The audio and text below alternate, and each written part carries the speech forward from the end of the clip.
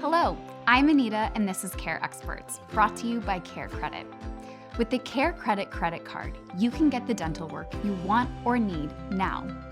CareCredit is accepted at hundreds of thousands of locations nationwide for preventative, restorative, and cosmetic dentistry. Today we're in Los Angeles, California with Dr. Kellen Mori. Born in Brazil, Dr. Mori is a member of the American Dental Association and has over 30 years of experience. She practices in the heart of Beverly Hills and focuses on compassionate dental care. Today we'll be discussing gum disease. Dr. Mori, can you tell me what exactly is gum disease?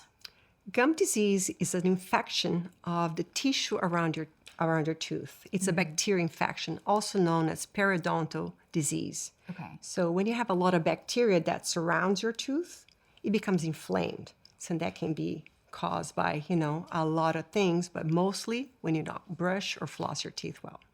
Are there different types of gum disease, or is it really just one? No, there are many types. Okay. The most common is gingivitis. Okay. It's the first stage when your gum starts to get, a little red and puffiness. And, when you floss your teeth, you can see some blood. Or when you brush your teeth, you see some blood. So that's the first sign of a gingivitis. Yeah, my next question was going to be, how would one know that they have gum disease? So these are some of the things that you should These watch are out some for. signs. Most people don't even know they have gum disease or gingivitis. The dentist will tell them.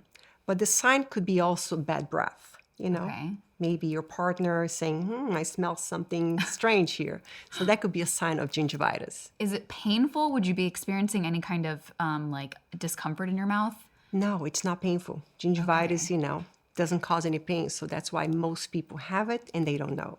So gingivitis is mostly caused just because you're not taking care of your gums and your teeth correctly. yes, it's a mild form of bacteria surrounding your teeth. So if you brush well, you flush every day, you floss every day, you're not going to have that.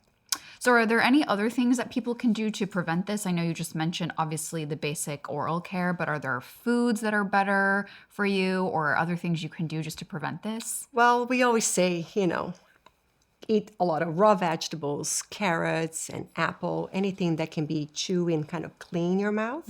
Going to the dentist is the most appropriate thing to do. And is there any specific mouthwashes, toothpaste, or just anything else that people should do? Or is it just, as you mentioned, just basic dental care and your checkups? It really doesn't matter the brand of your toothpaste or what kind of floss you use. The really thing is to do it.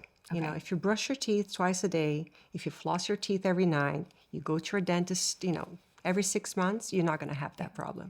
And are there any other health problems that could lead to gingivitis? Like, say you're taking care of your teeth, but is there anything else that maybe is going on in the body that could lead to this? So gingivitis, is the first step to have an infection in your mouth. Okay. And there's a big correlation between gum disease and heart attack. Because there's a lot of bacteria in your mouth, and you're swallowing that bacteria that can go into your bloodstream and cause a heart attack. So it's very, very important and can be deadly if you don't take care of your mouth. Okay. And how do dentists treat for gum disease and gingivitis?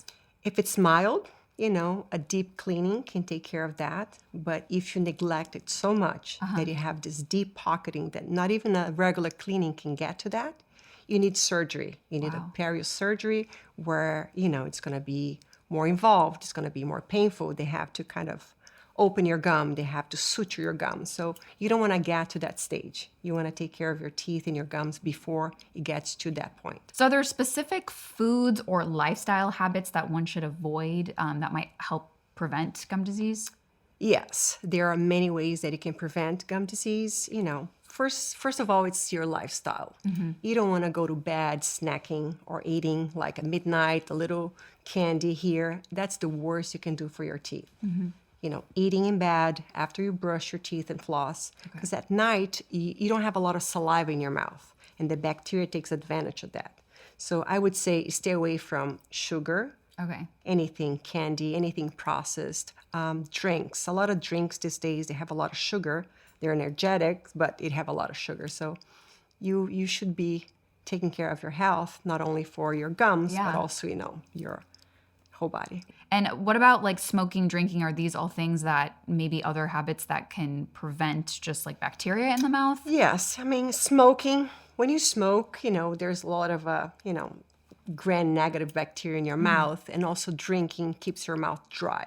Okay. When your mouth is dry, have a lot of saliva flowing, bacteria loves that environment. So it sticks to your teeth, you have more plaque. So it's very important to balance everything in life. And if there was maybe a patient that didn't have dental insurance, are there other financing options that you would offer for this? In our office, we offer CareCredit. They can take advantage of, taking care of their health and having some time to pay off instead of, worrying if they can afford or not.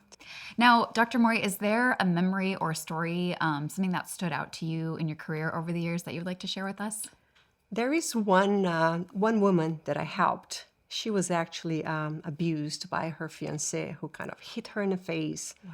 And she fell and broke her tooth, and she didn't have any money to restore her smile. And a friend of a friend kind of asked me if I could help her. And I restored her teeth. I did 2 veneers for her, and it really changed her life, to have somebody help her so she could smile again and be, out and about her life. And so that was really rewarding to me, to be able to help someone in need and someone that, suffer such an abuse. Yeah, that's such a heartwarming story to hear that you were able to help her. I'm sure that she's always going to be remembering you every time she gets a compliment on her smile. Yes. Well, thank you so much for sharing with us today. And I know we all feel more confident. We know so much more from talking to you. Thank you. Thanks for watching. All of our featured care experts accept and recommend the CareCredit credit card, which is accepted at hundreds of thousands of provider locations nationwide. For more information, visit carecredit.com.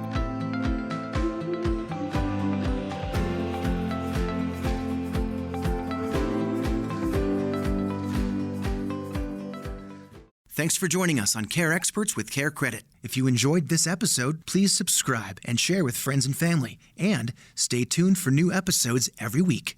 Purchases with the CareCredit credit card are subject to credit approval. Minimum monthly payments required. See carecredit.com for details. This content is subject to change without notice and offered for informational use only. You are urged to consult with your individual medical providers with respect to the information presented. Synchrony and any of its affiliates, including CareCredit, collectively Synchrony, makes no representations or warranties regarding this content and accepts no liability for any loss or harm arising from the use of the information provided. Your participation in this presentation constitutes your acceptance of these terms and conditions.